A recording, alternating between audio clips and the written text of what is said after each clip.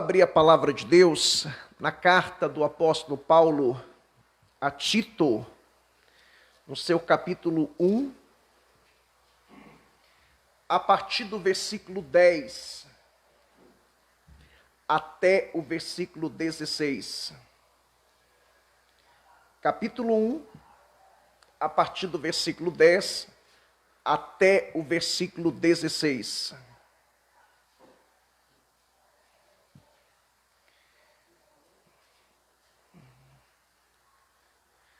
Muito bem, assim diz a palavra do Senhor.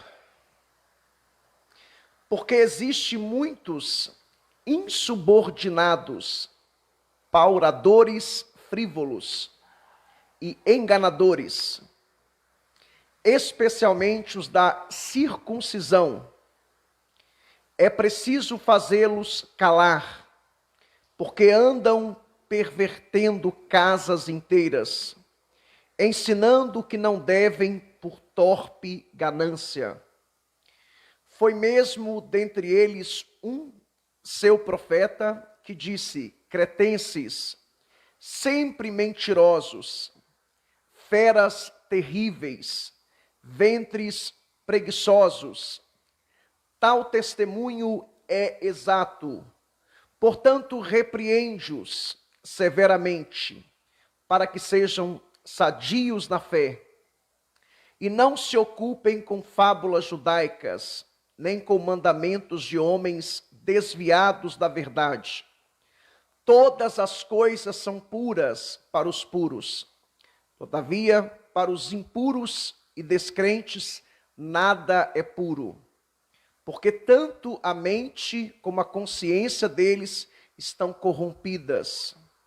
No tocante a Deus, professam conhecê-lo, entretanto o negam por suas obras. É por isso que são abomináveis, desobedientes e reprovados para toda boa obra. Podemos assentar? Meus irmãos, nós estamos numa sequência, já ministramos o capítulo 1, dos versículos 1 até o 4, que é a saudação, as considerações iniciais do apóstolo Paulo a Tito, que era um dos seus companheiros, um dos seus colaboradores, e que estava na ilha grega de Creta, uma das 9 ilhas do mar Mediterrâneo. E esta igreja era uma jovem igreja. Então, Paulo escreve essa carta com alguns objetivos, né? Um deles é para colocar aquela igreja em ordem, né? É a ideia de organização da igreja. E o apóstolo Paulo, ele dá várias orientações para Tito. Do versículo 5 até o versículo 9, a gente viu isso semana passada. Paulo dá algumas orientações a Tito no tocante à liderança da igreja. E do versículo 5 até o versículo 9, o apóstolo Paulo fala sobre as qualificações de um líder, de um pastor. E aqui ele fala de várias qualificações para alguém receber, uma ordenação, para alguém exercer o ministério, a liderança da igreja. E a partir agora do versículo 10 até o versículo 16, Paulo passa a descrever as características de falsos líderes. Boa parte das cartas de Paulo, na verdade, boa parte das cartas de Paulo, as cartas de Pedro, de João, é para combater falsos ensinos, falsas doutrinas, também para doutrinar, para ensinar princípios fundamentais, princípios elementares da fé cristã, doutrinas fundamentais, mas também para combater falsas doutrinas, falsos profetas, falsos mestres e falsos ensinos. E aqui do versículo 10 até o versículo 16, o apóstolo Paulo ele está combatendo esses falsos mestres. E ele descreve aqui, ele fala sobre o perfil e sobre as características desses falsos mestres. Então chama a sua atenção para o versículo 10. Olha o que diz aí o verso 10. Porque muitos insubordinados, ladores, frívolos,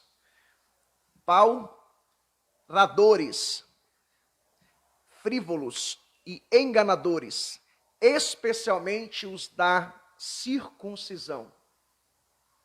Então aqui Paulo começa a descrever o perfil e as características dos falsos mestres. Primeiro o apóstolo Paulo diz que eles eram insubordinados.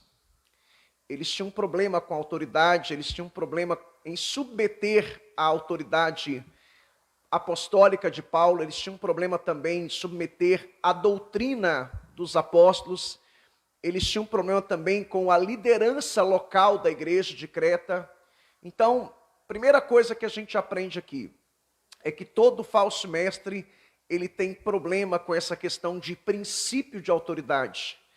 Eles são rebeldes, né? São insubordinados, é o termo que o apóstolo Paulo usa aqui.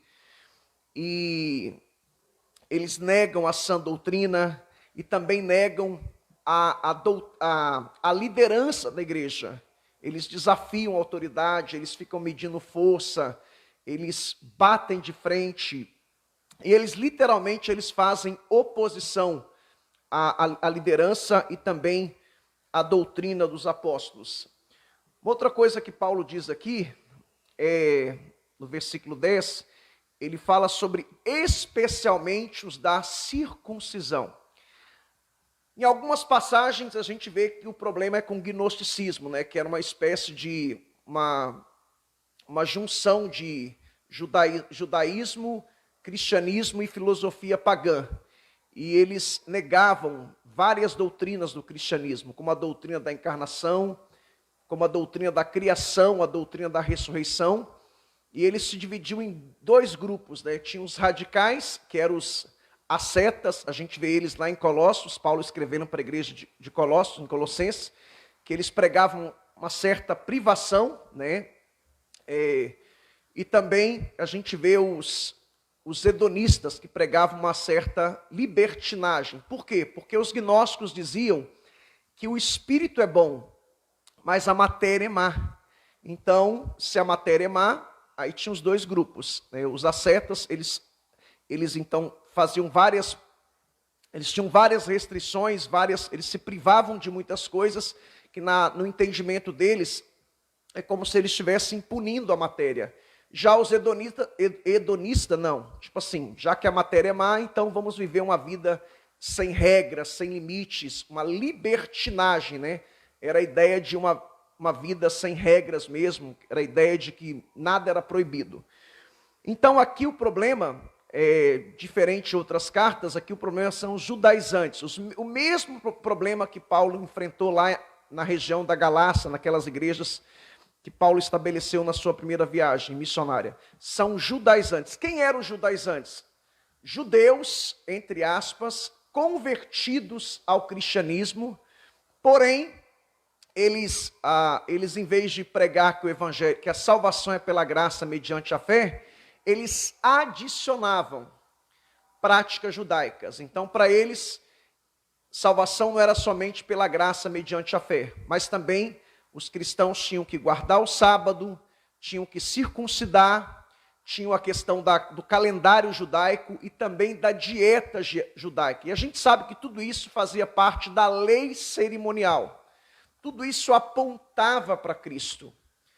Toda a lei cerimonial, o calendário judaico, a dieta judaica, o sábado, a circuncisão, tudo isso apontava para Cristo.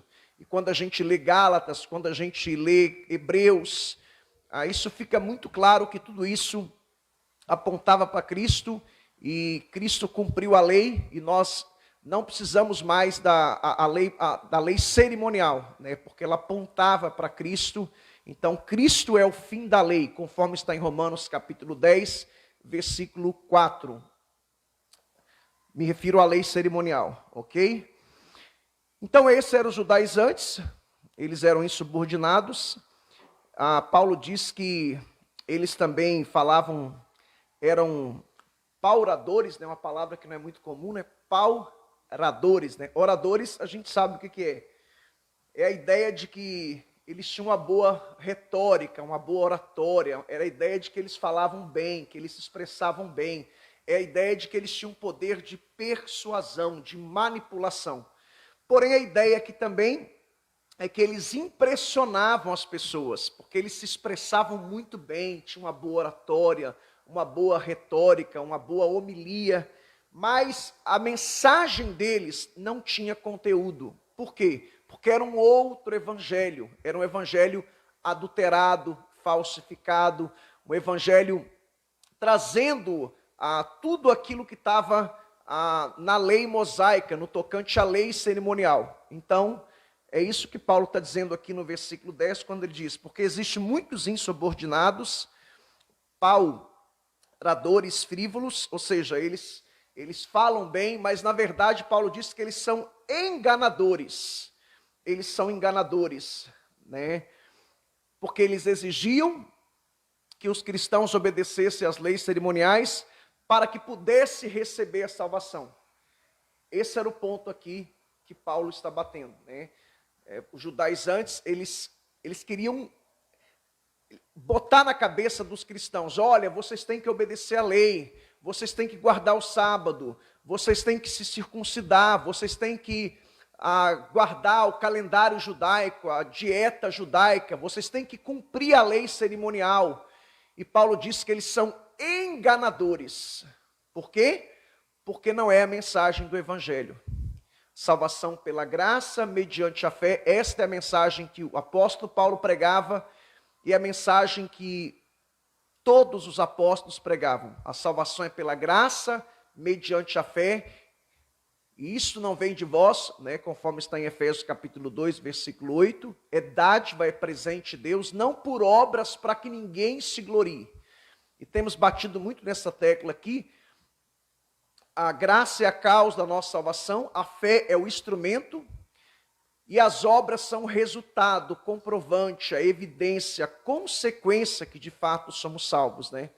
Então nós não somos salvos porque fazemos boas obras, nós fazemos boas obras porque somos salvos, porque é uma evidência, é um resultado, é um comprovante que de fato somos salvos. Qual que é a aplicação prática aqui do versículo 10?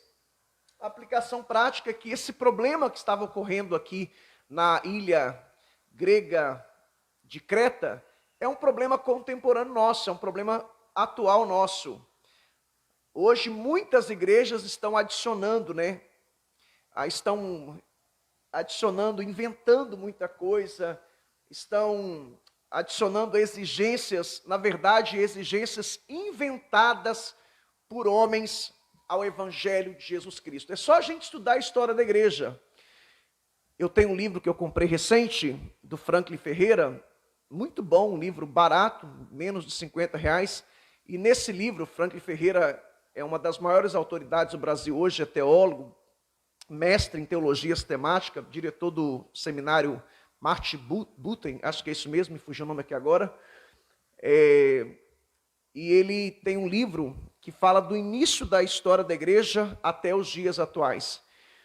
E a gente percebe que no início a igreja ela era bem assim, bem pura, né? E aí ela foi se corrompendo. Por quê? Porque muita coisa foi sendo agregada, adicionada. A gente percebe que no século II, século III, os cristãos se convertiam por comprometimento. Por quê? Porque era um período de perseguição. Século I, século II, século III, quem lê o livro dos Mártires, sabe do que eu estou falando, né? Aqueles imperadores, todos eles, Domiciano, Trajano, Marco Aurélio, Sétimo Severo, Décio, Trajano, já falei, né? Diocleciano, todos eles perseguiram os cristãos. Então foi um período de perseguição. Então, nesse período, os cristãos se convertiam por comprometimento. Mas quando Constantino se converteu, aí ele baixou um decreto, que é o Edito de Milão, 311, 312, que a partir de então havia uma tolerância para os cristãos, ou seja, já não era uma religião ilegal, clandestina mais. já era uma religião legal. E aí, com a conversão de Constantino, as pessoas agora, elas não se convertiam mais por comprometimento, mas por conveniência. Aí virou moda, né? Poxa, é a religião do imperador. Aí no ano 381, com o Edito de Tessalônica, o imperador Teodósio, o cristianismo passou a ser religião oficial do Estado, ou seja, todo mundo é obrigado a ser cristão. Aí o cara era pagão, o cara adorava a lua, o sol, tinha os seus ídolos, as suas imagens. Ele convertia e foi trazendo tudo isso para o cristianismo. Aí virou o quê? Uma mistura. O cristianismo passou a ser sincrético, né? Aí depois, no período medieval, né? Já a partir do ano 400, os líderes da igreja, com a boa intenção, a intenção didática de ensinar a Bíblia, porque a maioria das pessoas eram analfabetas, só os nobres que sabiam ler. Aí vamos fazer imagens, mas com fim didático, para ensinar a palavra de Deus para eles. O que eles fizeram? Começaram a adorar as imagens. E a igreja, em vez de cortar, isso continua até hoje, nos dias de hoje. E aí veio a reforma protestante. Na reforma, qual que era a ideia dos reformadores? Todos eles, Lutero, Philippe Melanchthon, que era discípulo de Lutero, Ulrich Zwingli, que era contemporâneo de Lutero na Suíça, Guilherme Farel também, João Calvino, Beza, todos eles, a intenção deles era fazer que a igreja voltasse para o evangelho puro e simples, né? Porque já tinha, muitas coisas tinham sido adicionadas, muitas práticas. Aí começa então o processo de reforma, que é a ideia de voltar às origens, é a ideia de voltar para o evangelho que os apóstolos pregavam, que os primeiros cristãos pregavam. Aí começa um período de reforma. E hoje, vamos completar agora 503 ou 504 ou 505 anos da reforma, nós precisamos de uma nova reforma. Por quê? Porque muita coisa foi adicionada. Lutero apresentou 95 teses, ou seja, 95 coisas que não estavam em harmonia, em concordância com a palavra de Deus. Penso que se ele vivesse hoje, seriam umas 100, 200, até 300 teses, né? Porque muita coisa foi adicionada. Então, irmãos, nós precisamos voltar para o evangelho. Isso que aconteceu aqui, o que esses falsos mestres estavam fazendo, exigindo, né, a obediência dos cristãos. Olha, vocês têm que guardar o sábado, vocês têm que circuncidar, dieta judaica, calendário judaico, lei cerimonial. É o que muitos cristãos, muitas igrejas hoje estão fazendo. Estão exigindo coisas que a Bíblia não exige. Estão proibindo coisas que a Bíblia não proíbe. Estão liberando coisas que a Bíblia não libera. Então, o problema que a gente pode identificar aqui é um problema de legalismo. Legalismo. Eu sou de uma época, né, 20, 30 anos atrás, que havia muito essa questão de legalismo, né, essa questão de usos e costumes, né, tudo era proibido, tudo era pecado. É claro que muitos desses pastores não faziam isso, porque muitos deles não tiveram acesso a um curso de teologia, então eles interpretavam muitas passagens assim, da forma que eles entendiam, né? Aí depois as novas gerações começaram a estudar, a fazer teologia, a minha geração de pastores mesmo começou a estudar, e aí essa questão de legalismo não é tão forte. Ainda tem algumas igrejas que são legalistas, que proíbem um monte de coisa, proíbe coisas que a Bíblia não proíbe, mas o problema hoje é mais a questão da libertinagem, da hipergraça, que é um evangelho sem regras, sem limites, sem normas, né? E Paulo combate isso em Romanos capítulo 6. Ele diz, olha, abra sua Bíblia em Romanos capítulo 6, por favor. Romanos capítulo 6. Verso 1. Que diremos, pois? Permaneceremos no pecado para que seja a graça mais abundante? Aí Paulo responde, é uma pergunta de retórica. De modo nenhum. Como viveremos ainda no pecado, nós os que para ele morremos? E aí ele usa o argumento do batismo, né? Que nós morremos para Cristo, ressuscitamos com Cristo. Então, nós não temos permissão para pecar. Nós não temos autorização para pecar. Pecado na vida do cristão é um acidente, né? É uma exceção, não pode ser uma regra. E Judas capítulo 1, versículo 4, na verdade Judas só tem um capítulo, né? Judas também combate esse pessoal da hipergraça, da libertinagem. Olha o que Judas diz lá no capítulo 1, verso 4. Judas, irmão de Jesus. Não é o Judas Iscariotes, não, tá? Capítulo 1, verso 4.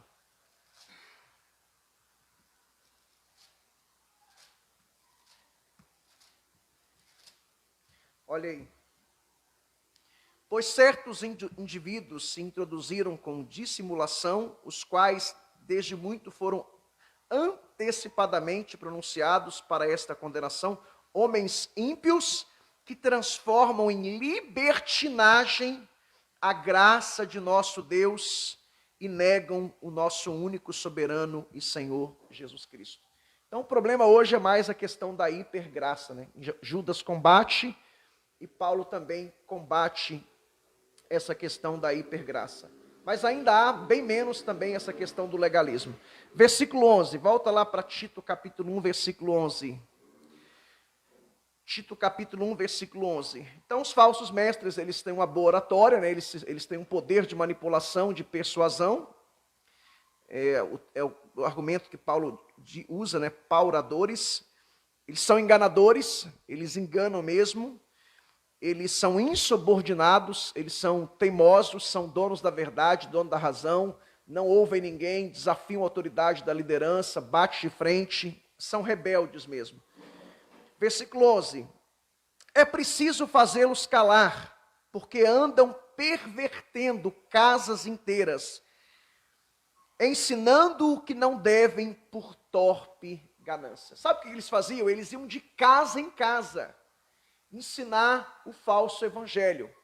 Chegavam lá, minavam as pessoas contra Paulo, contra Tito, contra a liderança da igreja, inflamavam, envenenavam as pessoas. E eles eram judeus, entre aspas, convertidos ao cristianismo. E eles eram peritos no Antigo Testamento. Então eles chegavam lá, olha, isso que Paulo está ensinando não é correto, isso que Tito está pregando aqui não é correto. E Paulo então diz, olha, é preciso fazê-los calar. É a ideia de que a liderança local, tanto você, Tito, que é o pastor local aí, você está investido de autoridade. E a liderança que está com você aí, o colegiado de presbíteros, de pastores, vocês têm que corrigir, refutar o falso ensino.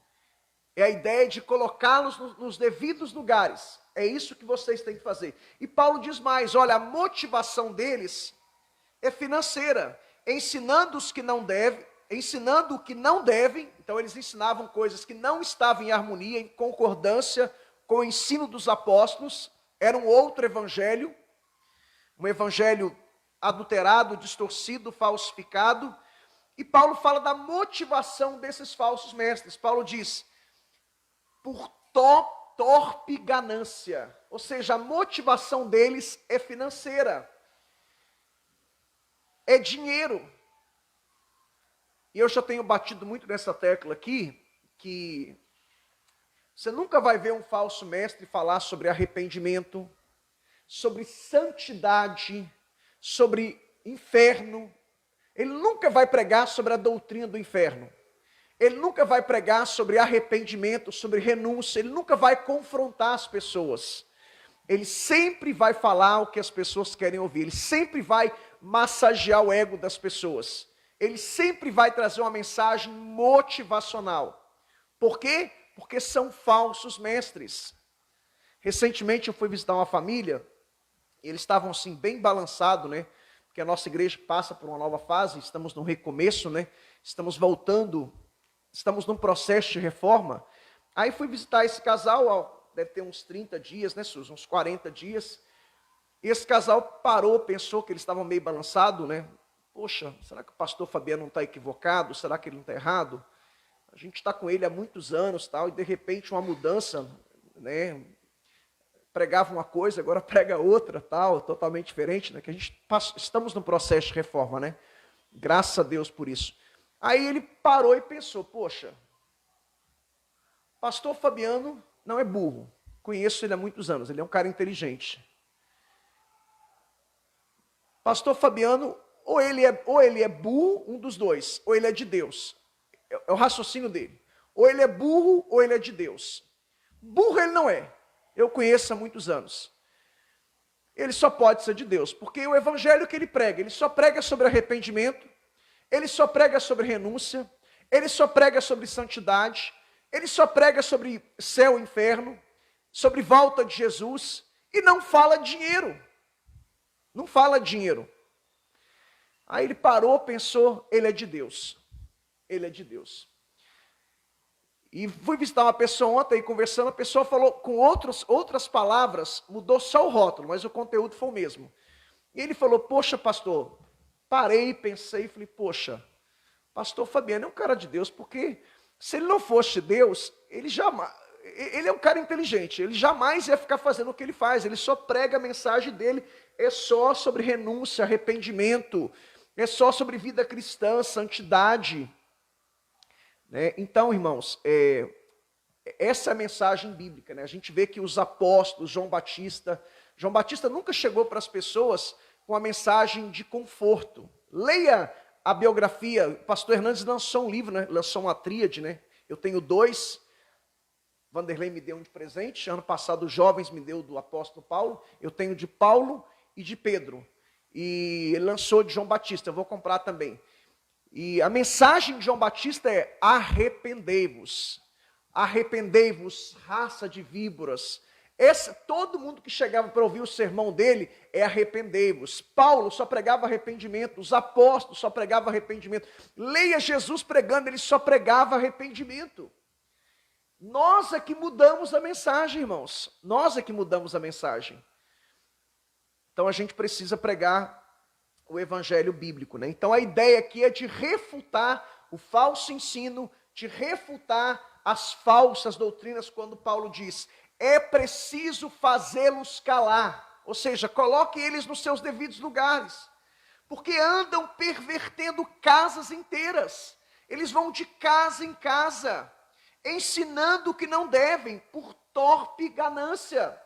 A motivação deles é dinheiro, eles estão visando dinheiro. E o que Pedro diz? Nós pregamos recentemente, 2 Pedro capítulo 2, versículo 1, 2 e 3. Diz que os falsos mestres farão comércio de vós. E é o que acontece hoje. Você vê que você liga na TV e tem uma pessoa pregando lá. É 5 minutos falando de Jesus, quando é 5 minutos, e 10, 15, 20 minutos falando de desafios, de campanhas, de sacrifícios. Agora está tendo a campanha do dia da expiação, do dia do perdão, né? O Yom Kippur, eu já expliquei isso aqui para vocês. Isso ficou restrito ao tempo do Antigo Testamento. Isso apontava para Jesus. Quando a pessoa celebra o Yom Kippur, ele está dizendo, olha, primeiro, eu creio que Jesus não veio ainda. E segundo, eu não creio no sacrifício de Jesus. E tem muitas igrejas celebrando o Yom Kippur. E tantas outras práticas que eram típicas do judaísmo, que não se aplica a nós, a igreja, os cristãos. Não se aplica a nós, os cristãos. Então Paulo diz, faça-los calar. Ou seja, você, Tito, e os líderes da igreja, vocês devem refutá-los, corrigi-los e ensinar a palavra de Deus aí na ilha de Creta, ok? Olha o que Paulo diz no verso 12 agora. E Paulo fala que a motivação deles é financeira, né? No versículo 12. Ou seja, eles não pregam por amor às almas. Eles não visam a salvação das pessoas. Eles só estão visando a lã, a gordura, o leite e a carne das ovelhas. É isso que eles querem. Eles querem sugar o máximo. Na verdade, são mercenários. São lobos vestidos de ovelhas. E nós temos que refutar. Essa palavra aqui foi para Tito e para a igreja de Creta, mas ela se aplica a nós também. Porque muitas vezes pecamos por omissão, Muitas vezes a gente acaba fazendo vista grossa, né? E a gente tem que refutar todo falso ensino, toda falsa doutrina com a palavra de Deus. Versículo 12. Foi mesmo, dentre eles, um seu profeta, que disse: cretenses, sempre mentirosos, feras terríveis, ventres preguiçosos. Aqui o apóstolo Paulo, ele cita o poeta cretense Epimênides, que viveu 600 anos antes de Cristo. E aqui a ideia de Paulo aqui não é que ele está chamando todos da ilha de Creta conforme está aqui, de mentirosos, feras terríveis, ventres preguiçosos. Isso se aplica aos falsos mestres que estavam ali, que estavam na cidade de Creta e perturbando os cristãos ali da ilha de Creta. Então Paulo, ele pega uma citação de um poeta, de um filósofo que era muito respeitado pelos cretenses, era uma espécie de um profeta para os pagãos, e Paulo aqui não está colocando ele no mesmo nível dos profetas do Antigo Testamento. Paulo está fazendo uma alusão ao filósofo pagão, que era considerado um profeta pelos pagãos, e que era alguém respeitado, que tinha credibilidade pelos cretenses. Por quê? Porque Epimênides era natural de Creta, viveu 600 anos antes de Cristo, conforme eu disse, era um poeta, um filósofo, era como se fosse um profeta para eles, que trazia os oráculos, né, dos deuses. Então, Epimênides, há 600 anos antes de Cristo, falou: vocês são mentirosos, vocês são violentos, vocês são preguiçosos. Então é isso que Paulo está dizendo, dirigindo essa palavra para os falsos mestres, para os falsos cristãos que estavam ali na ilha de Creta. Paulo disse que eles eram mentirosos. Por quê? O povo de Creta, irmãos, eles tinham a fama de mentiroso. Daí surgiu uma expressão que era cretinizar. A expressão cretino está conectada com Creta, tá? Daí surgiu essa expressão. Geralmente, quando você pensa numa cidade, num estado, não vem um rótulo à sua cabeça, a gente não vai citar nomes aqui, mas fulano de tal é da cidade tal, do lugar tal. E toda pessoa que nasce lá é isso, né? Eu sou mineiro, então graças a Deus, mineiro, aonde ele chega, você é mineiro, todo mineiro é gente boa. Tem um rótulo, e nem todo mineiro é gente boa. Eu conheço muito mineiro que não é gente boa. Fulano de tal é do lugar tal, da cidade tal. Por exemplo, São Paulo e Rio tem uma rivalidade, né? Aí quando você pensa em alguém que é do Rio, qual o rótulo que vem à sua cabeça? Não fale. Quando você pensa em alguém que é do Rio Grande do Sul, da Bahia, não vem um rótulo à sua cabeça? Então aqui eles tinham essa fama. Os cretenses eram cretinos, né? Eles tinham essa fama. Quando alguém falava: eu sou de Creta, você é de Creta, então você é sinônimo de alguém que é mentiroso, que é ignorante, violento, agressivo, porque lá em Creta tinha um porto famoso no mundo da época, e lá tinha muito mercenário, muito bandido em Creta. Então, Paulo faz uma alusão para comparar esses falsos mestres com esses cretinos, cretenses. Por exemplo, Corinto. Corinto era a capital mundial da prostituição, era como se fosse Las Vegas hoje. E tinha um termo na época que era, quando alguém falava: eu sou de Corinto, você é corintinizar. Não é Corinthians não, tá? Era um termo conhecido no mundo inteiro. Por quê? Porque quando a pessoa pensava em prostituição, pensava em Corinto. Por quê? Porque lá tinha o templo da deusa Afrodite, lá tinha, que era a deusa do amor, né? Lá tinha um porto que era famoso no mundo inteiro também, como a ilha de Creta. Então vinha gente do mundo inteiro para se prostituir em Corinto. Então quando alguém falava assim, vamos supor que uma pessoa de Corinto ia lá para Roma. De onde você é? Sou de Corinto. Corintinizar. Ou seja, você é da cidade da prostituição. E aqui, quando alguém falava: eu sou de Creta, da ilha de Creta, você é isso? Claro que hoje não se aplica. Isso foi escrito há 2000 anos atrás, né? Então, o que Paulo estava dizendo? Olha, o que esse poeta, o que esse filósofo disse dos cretenses há 600 anos atrás, isso eu digo a vocês hoje, a vocês falsos mestres. Não ao povo da ilha de Creta, não aos cristãos de Creta, mas a vocês. Então o que Paulo quer dizer? Que todo falso mestre, todo falso cristão, e a gente sabe que existe o joio e o trigo, Jesus falou sobre isso. Todo falso cristão, a gente vê essas características. Paulo já falou nos versos anteriores que eles são insubordinados, e agora Paulo os compara com os cretenses. Paulo diz que eles são mentirosos. Paulo diz que eles são ventres, feras terríveis, melhor dizendo, que é a ideia de alguém que é ignorante, que é alguém que é violento, agressivo. E Paulo diz que eles também são preguiçosos.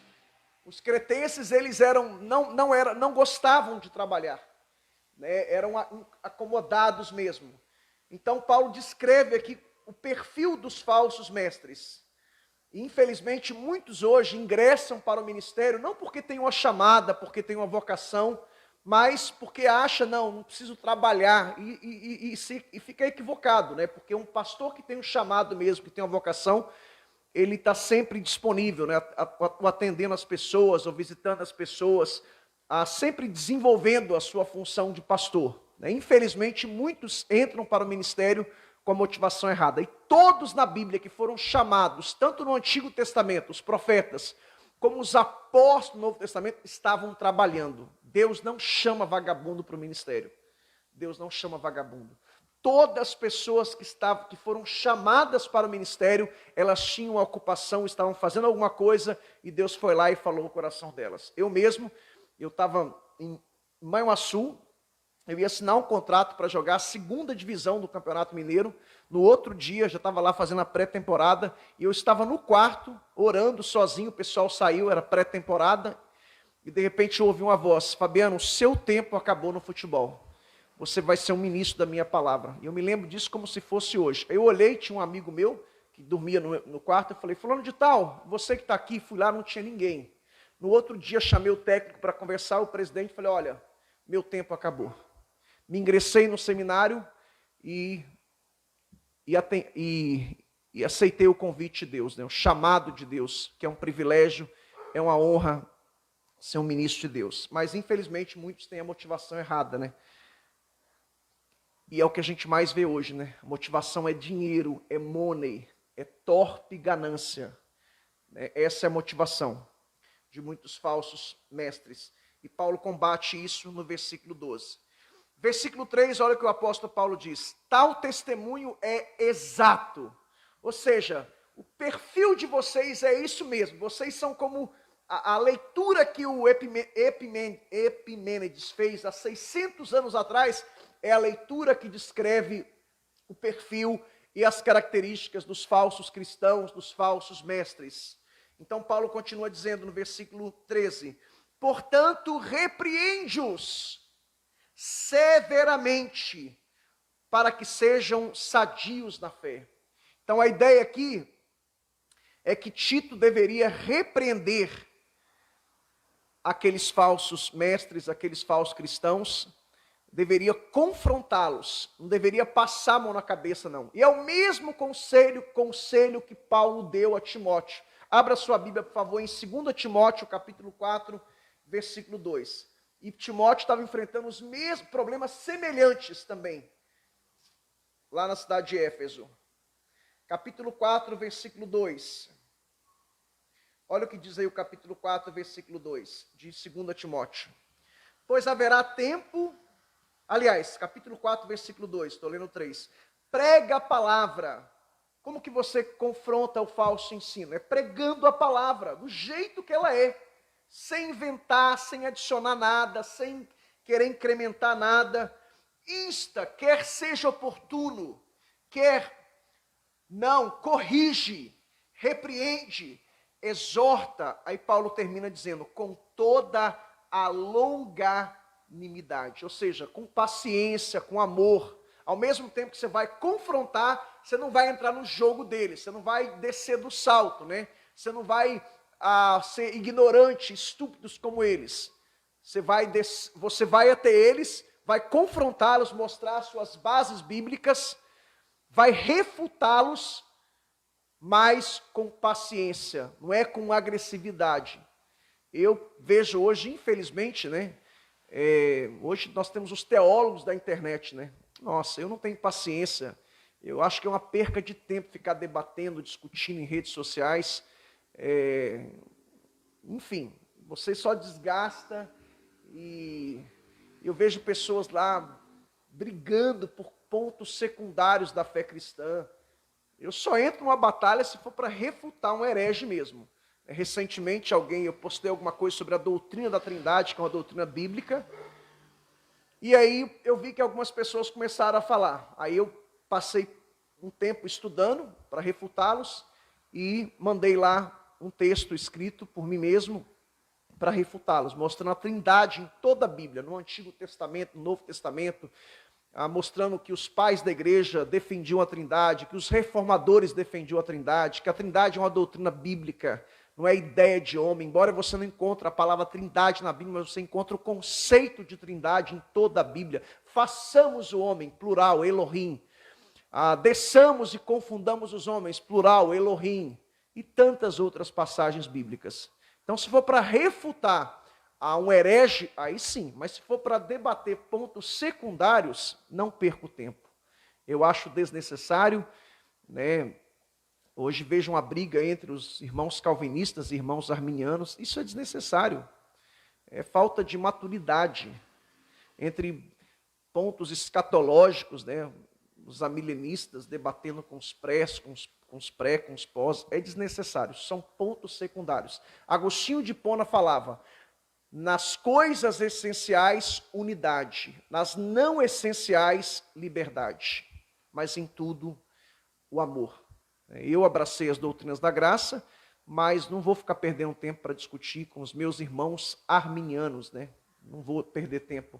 E tem as pessoas que não têm uma posição formada e que são cristãos, né? Por exemplo, o ladrão da cruz, ele não era calvinista nem arminiano e está no céu, né? A igreja de Roma, quando Paulo escreveu, ninguém tinha essa concepção ainda, né? Os cristãos que morreram antes, melhor dizendo, Paulo escreveu para a igreja de Roma por volta do ano 57, 56. Então, os cristãos que morreram antes não tinham essa concepção ainda.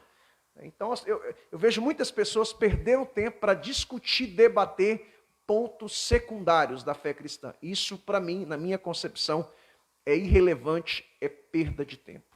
A gente tem que falar de Jesus.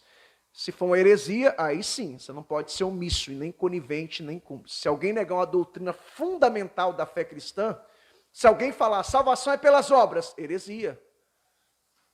Se alguém falar assim, se alguém negar a doutrina do inferno, heresia. Se alguém negar a doutrina da volta de Jesus, heresia. Se alguém negar a doutrina da Trindade, heresia. Então, é essas coisas que a gente tem que refutar, e esse é o ponto de Paulo aqui. E note você que Paulo, olha o que ele diz aí no versículo 13 ainda, interessante isso aqui. Paulo tinha esperança que eles pudessem se arrepender. Olha o que diz aí o versículo 13. Tal testemunho exato, vocês são tudo isso mesmo, vocês são mentirosos, são violentos, ignorantes, vocês são preguiçosos, vagabundos. E Paulo diz para Tito: portanto, repreende-os severamente, ou seja, a ideia de colocar o dedo neles, no nariz deles, você está errado, é a ideia de refutá-los, corrigi-los, confrontá-los. E Paulo conclui o versículo 13 dizendo: para que sejam sadios na fé. É a ideia de que eles sejam restaurados. Note você que Paulo tinha uma esperança que eles pudessem se arrepender. O que eu aprendo aqui, irmãos? A gente nunca pode desistir das pessoas. Nunca. Deus abriu os meus olhos, não abriu os seus olhos. Durante muitos anos, eu nunca fiz isso de forma consciente, já falei isso aqui na igreja várias vezes, mas eu aprendi algumas coisas erradas e ensinei algumas coisas erradas. E Deus teve paciência comigo, Deus usou homens de Deus para me confrontar. Eu nunca me esqueço quando começou a chegar em minhas mãos, 2016, começou o meu processo de reforma, alguns vídeos do pastor Paulo Júnior, né? E aí as pessoas mandavam os vídeos para que eu pudesse refutá-los. E eu não tinha argumento para refutá-los. Aí começaram a chegar outros vídeos do pastor Hernandes, e do pastor Paul Washer e de outros mais. E para resumir, para encurtar a história, eu não tinha argumento para refutá-los. E ali começou o meu processo de reforma. Eu falei, gente, para resumir a história, eu me perdi no caminho. Me perdi. E eu preciso voltar para o evangelho que eu conheci quando eu era criança. O evangelho simples e puro. Um evangelho que a gente ia no culto para ser confrontado, para aprender de Deus. Era comum, quem é convertido aqui há mais de 20 anos sabe disso. As pessoas levavam toalha ou lenço para a igreja, porque sabia que Deus ia confrontar, que Deus ia puxar a orelha. Saudade daquela época, os crentes chegavam, a maioria dos crentes chegavam meia hora antes, era 30 minutos de oração. Não tinha convocação, não, era a cultura das igrejas. As pessoas chegavam antes para orar. Então, as pessoas iam para a igreja, os louvores eram todos teocêntricos, até porque eram da harpa cristã, o inário, o cantor cristão, e a maioria deles, aliás, todos eles são hinos cristocêntricos, né? Não que seja errado cantar corinho, eu amo corinho, não, antigamente falava corinho também, né? Agora não fala corinho mais não. E aqui na igreja a gente tem um cuidado muito grande de cantar músicas cristocêntricas, músicas bíblicas, né? Os nossos ministros também estão passando por uma reforma. Volta e meia, eles pensam em cantar uma música, eles mesmos, pastor, ia cantar, mas eu nem vou mandar para o senhor analisar, porque eu já vi que tem um erro aqui, né? Felipe mesmo, semana passada, ia cantar uma música, e aí, não, pastor, desconsidera, deleta aí, não vamos cantar essa música mais, né? Porque um erro teológico na música, né? A música fala, qual a parte que fala? Assim como foi em Joel, né? Derrama o seu espírito, né? E na verdade, Deus não vai fazer o que... A profecia já se cumpriu em Atos, né? A profecia de Joel se cumpriu em Atos. A mesma coisa quando o cristão pede assim, ô Espírito Santo, me visita. O Espírito Santo, ele habita, ele mora em você. Então você nunca pode orar, ô Espírito Santo, vem me visitar. Ele vai visitar você, ele mora, ele habita em você. O que você pode pedir é o quê? Me renova, me restaura, me reaviva. Aí sim, né? Mas pedir para o Espírito Santo te visitar, venha sobre mim, Espírito Santo. Ele já está, ele habita em você. Como é que você vai pedir para alguém que mora em você vir? Né? Você é inquilino dele. Louvado seja o nome do Senhor. Então, irmãos, a ideia é que não desista. Volte e meia alguém me procura para tirar dúvida, para pastor, estou vendo que o senhor está num processo de reforma, o senhor poderia tirar algumas dúvidas, o senhor poderia me ajudar? Muitos têm humildade, né? Porque muitos pregam o evangelho muitos eles pregam o falso evangelho porque aprenderam errado, né? Aprenderam errado, acreditam que estão fazendo a coisa certa. E a gente tem que orar para que Deus abra os olhos deles, para que Deus possa usar pessoas como Deus usou Paulo Júnior, usou Hernandes, usou o Paul Washer e outros mais para me confrontar e para nos confrontar, né?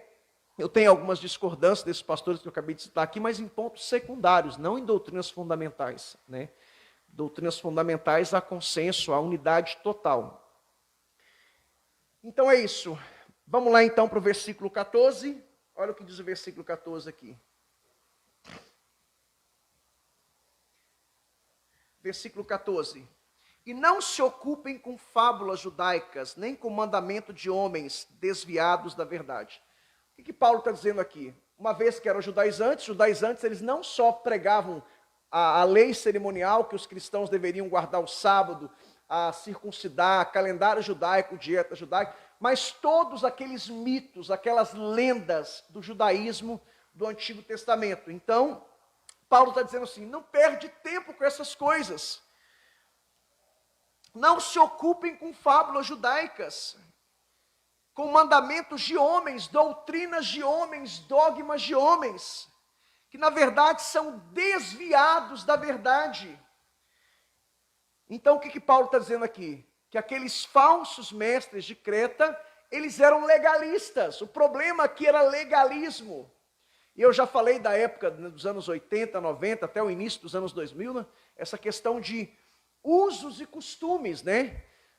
A gente falava muito, é doutrina, mulher não pode usar calça, mulher não pode usar brinco, e pior que a maioria das supostas doutrinas era para as mulheres, né? Mas eu peguei uma época, eu não podia usar bermuda também. Conheci um pastor que falou comigo que ele foi excluído porque ele chutou uma laranja e a intenção dele, segundo o pastor dele, era chutar uma bola. Então, a gente pegou uma época, né? Eu peguei essa época de transição, embora eu não concordava com essas coisas, mas estava inserido num contexto e que eu tinha que, era usos e costumes da igreja, né? Alguns aqui pegaram, né? A Suzy mesmo. Eu me lembro que quando a gente foi para os Estados Unidos, eu sentei com a Suzy, sentei com a Suzy e falei assim, Suzy, você poderia furar a orelha? Aí foi uma luta, por quê? Porque a gente é de uma época, a gente sabia que não era pecado, mas a gente é de uma época que brinco era pecado, né? Questão do legalismo. Veio usar saia também, calça, né? Lá nos Estados Unidos, porque um lugar frio e muito frio, mas não, isso é legalismo, né? O que a Bíblia nos ensina é que a gente tem que usar roupa com pudor, com decência, né? Com discrição, aí sim. Mas não tem essa questão de calça comprida, saia. Aí eles pegam um texto de Deuteronômio, no capítulo 22, 5, que não tem nada a ver. Ali o povo estava no deserto, né? Contextos diferentes. Ali o homem usava roupa de mulher, mulher usava roupa de homem. E mulher, ela tem muita facilidade em pegar como é que chama? Infecção. Então, o que Deus, contextualizando, olha, não usa roupa íntima da mulher não, e não usa roupa íntima do homem não, cada um no seu, entendeu?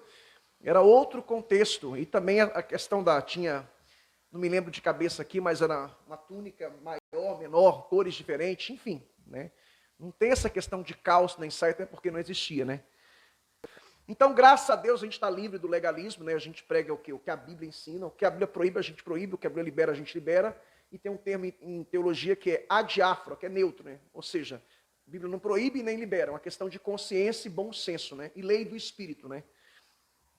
Mas hoje o problema é a hipergraça, né? Hoje o problema, os perigos que atacam a igreja contemporânea são, ainda existe o legalismo, bem pouco, essa questão de uso e costumes, perdeu bastante força. Hoje o problema é a hipergraça, um evangelho sem regras, sem limites, que pode tudo. O sincretismo religioso, né, que é o misticismo, um mix de religião A, B e C, e a questão do pragmatismo, que ganhou muita força a cada dia. O pragmatismo prega, não é o que é certo, é o que dá certo. Não é o que é certo, é o que funciona. Por exemplo, no passado eu infelizmente defendi o pastorado feminino. Infelizmente. Até que eu e a Suzy Deus começou esse processo de reforma com a gente, e Deus nos confrontou nessa área. E eu comecei a estudar, fazer uma releitura das Escrituras, eu e a Suzy, e a gente viu que não tem pastorado feminino na Bíblia, nem no Antigo, nem no Novo Testamento, não tem, né? Não tem essa questão de pastorado feminino na Bíblia. E a gente falou, vamos reconhecer o erro então, né? Não há nenhum problema de reconhecer erro. Só para você ter uma ideia, em 2000 anos de história da igreja, até 1960 não existia pastora na história do cristianismo. É uma coisa nova, é uma coisa que foi adicionada. Não há base bíblica, não há base bíblica. O que a gente faz? A gente vai inventando. Por quê? O pragmatismo. A igreja tal está consagrando, a igreja Beltrano, Ciclano, Herculano, virou uma febre. Aí quando a gente viu, já que a gente está na onda, vamos embarcar então, vamos surfar nessa onda. E aí, quando a gente viu, ela também foi ordenada pastora, mas eu aprendi que uma das virtudes de um líder é a capacidade de reconhecer os seus erros, né? Reconhecemos o erro, ela renunciou ao cargo e também nunca ligou para isso, né? Então, hoje a irmã Suzy, missionária, porque de fato ela já foi enviada para os Estados Unidos, enviada para Taubaté, reenviada para Taubaté, então é uma missionária no sentido de fazer missões, né? Então a gente tem que ter humildade. E vocês sabem que eu já fui adepto da teologia da prosperidade, da teologia do coach, talvez fui um dos pioneiros nessa questão do coach, né, porque eu estava recém-chegado dos Estados Unidos e lá já tinha começado, aqui no Brasil ainda não existia ainda, né, mas graças a Deus que Deus abriu os meus olhos. E assim como Deus abriu os meus olhos, eu oro para que Ele abra os olhos de outros líderes, de outros pastores também. Eu tenho essa esperança, como Paulo tinha aqui, né? Que se Deus fez isso comigo, Ele pode fazer isso com outros também. Agora, versículo 15. Olha o que diz o versículo 15 aí. Então, pragmatismo, só para fechar. Pragmatismo prega, não é o que é certo, é o que dá certo. Não é o que é certo, é o que funciona. E as pessoas embarcam, né? Infelizmente. Olha o versículo 15. Irmãos, o versículo 15, ele tem sido muito mal interpretado e muito mal compreendido. Olha o que diz o versículo 15. Todas as coisas são puras para os puros. Entretanto, para os impuros e descrentes, nada é puro, porque tanto a mente como a consciência deles estão corrompidos. Muitas pessoas usam esse versículo para justificar as suas práticas pecaminosas. Pastor, a Bíblia diz que para os que são puros, tudo é puro, pastor. O senhor que é maldoso. Eu já ouvi isso. Já teve crente que falou isso comigo. Eu fui advertir, irmão, vigia, cuidado, não é prudente. Uma vez eu fui aconselhar um irmão, tomei conhecimento que a irmã dele, que a mulher dele pegava carona, andava com uma pessoa no carro, né? Eu falei, irmão, isso não é prudente. Você é um homem casado, a sua mulher é casada, ela vai para o lugar tal, né? E um dia ela pode estar vulnerável, o cara pode estar vulnerável. Pastor, o senhor é muito malicioso, o senhor é muito maldoso. Aí ele citou esse versículo. A Bíblia diz que para os que são puros, tudo é puro. Aí eu não vou nem te contar o resto da história. Deu o maior B.O. na época, né? Porque aconteceu o que a gente previu. Então, irmãos, muita gente usa esse versículo. Aí fala, não, você que é maldoso, você que é malicioso.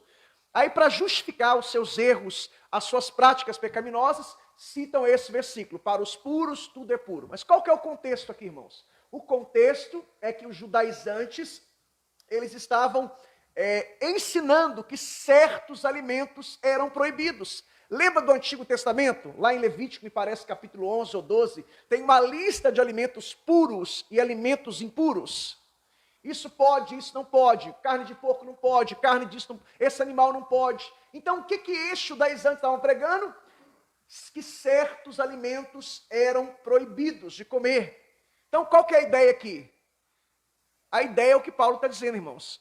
Que para quem é puro, você pode comer qualquer coisa. Você pode comer carne de porco. Você pode... Não tem essas restrições, porque Levítico capítulo 11 ou 12, aquela lista, aquilo se encerrou em Jesus. Não se aplica a nós mais. Olha o que Jesus disse lá em Mateus capítulo 15, versículo 11. Ele diz que o que contamina o homem não é o que entra na boca, mas o que sai da boca é o que contamina. Jesus, ele é o intérprete da lei. Ele diz, Mateus 15, 11, o que contamina o homem não é o que entra pela boca, mas o que sai da boca é isso que contamina. Então, para quem é puro, você pode comer qualquer coisa. Não tem uma restrição, uma regra.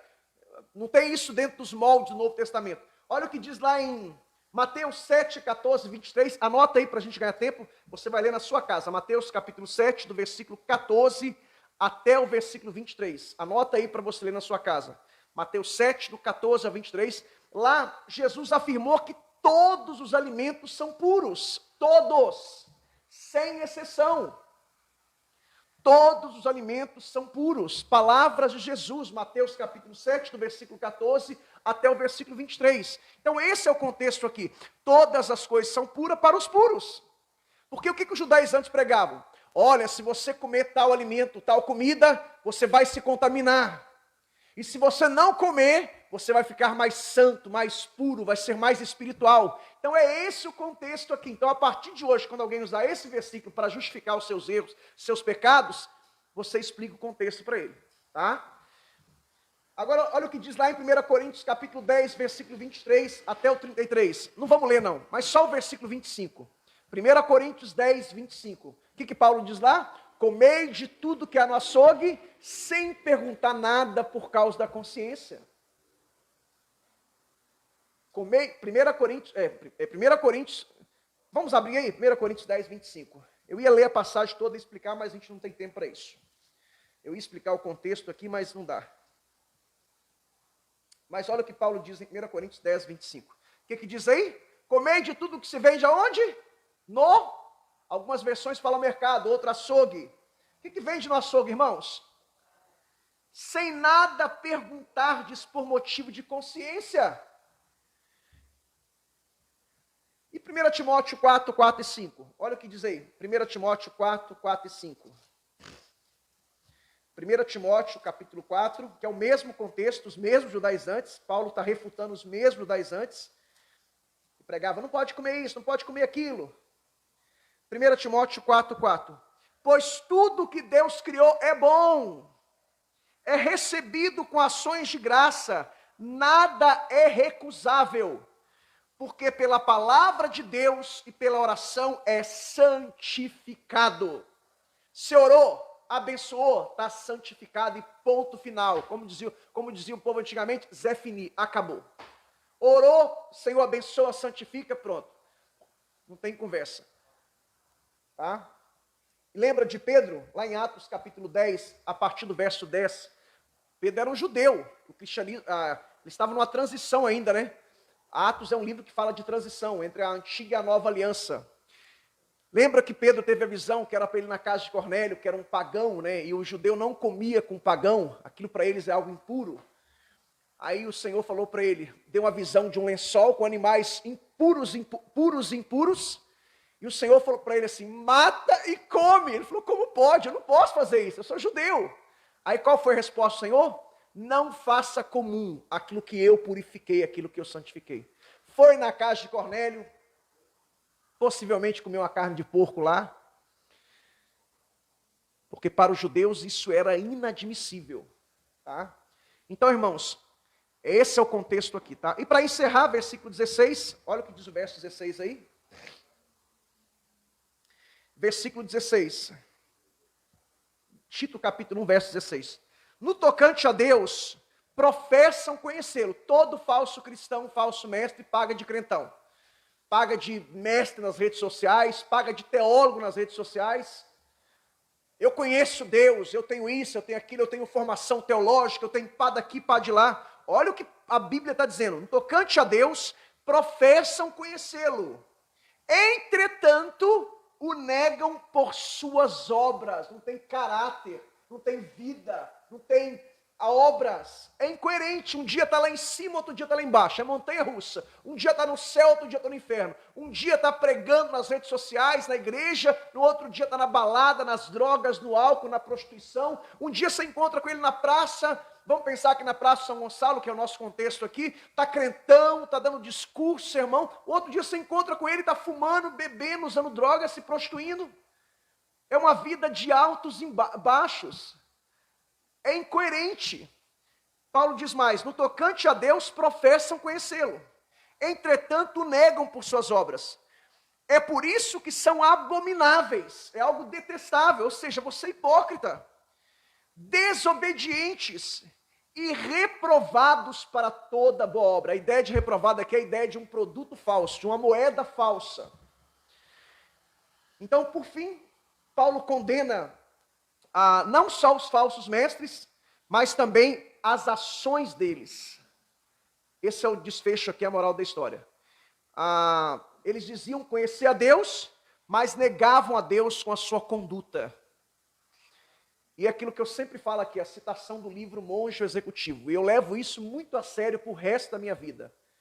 Você não é o que você pensa, você não é o que você fala, você é o que você faz. Cristianismo é isso, não é blá blá blá. Não é palavras bonitas, é vida, é exemplo. Você não é o que você pensa, você não é o que você fala, você é o que você faz. A palavra convence, mas o exemplo arrasta.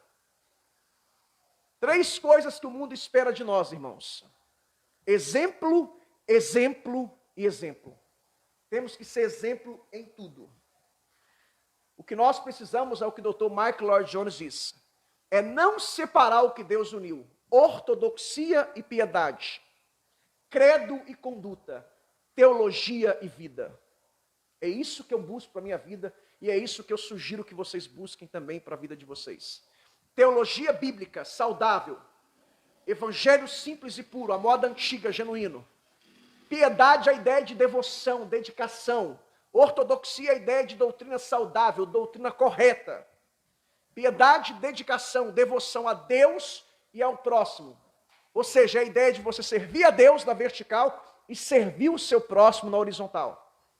Credo e conduta, ou seja, eu creio, acredito, credo significa isso, a ideia de crer, de acreditar, e conduta, prática. Eu creio e pratico, teoria e prática, teoria e prática, teoria e prática. Teologia e vida. Ou seja, estudar a Bíblia não é para você ficar debatendo, discutindo. Tem gente que estuda a Bíblia para ficar debatendo, discutindo, tretando com as pessoas. Estuda a Bíblia com a motivação errada. Você tem que estudar a Bíblia para refutar os hereges, para você conhecer mais Deus, mais a sua palavra, para você ensinar as pessoas o evangelho, para você evangelizar. Essa tem que ser a motivação e o intuito. E vida, ou seja, uma vida santa, uma vida piedosa, uma vida de santidade. Amém? Vamos nos colocar em pé. Presbítero Marcelo, por favor, querido, esteja orando, finalizando e também dando a bênção apostólica. E ore pelo café da comunhão também, por favor. Deus abençoe os irmãos que participaram com a gente pelas redes sociais, Facebook e o YouTube. Que o Senhor abençoe a vida de vocês. Graças e paz, irmãos, vamos orar. Pai, nós glorificamos, exaltamos e bendizemos o teu santo nome, pois tu és o Senhor da nossa vida. Pai, muito obrigado por esses momentos que passamos aqui. E, ó Deus, que a sua palavra, Senhor, ela venha dominar a nossa vida no sentido de cada vez mais nos capacitar, nos forjar, nos transformar conforme o seu querer. Pai, muito obrigado, Senhor, pela oportunidade que o Senhor nos concede. Pedimos ao Senhor a bênção, Senhor, sobre a vida de cada irmão, cada irmã que está aqui conosco. E, ó Deus, aqueles que nos acompanham pelas mídias sociais. Pedimos ao Senhor também que o Senhor abençoe o alimento, o qual os irmãos irão participar nessa noite, para a glória do teu nome. Estenda a sua mão na forma de receber. Que a graça do nosso Senhor e Salvador Jesus Cristo, e o grande amor de Deus, o nosso Pai, e as doces consolações do Espírito Santo de Deus, esteja hoje e sempre com todos e todos digam amém. Deus abençoe a todos.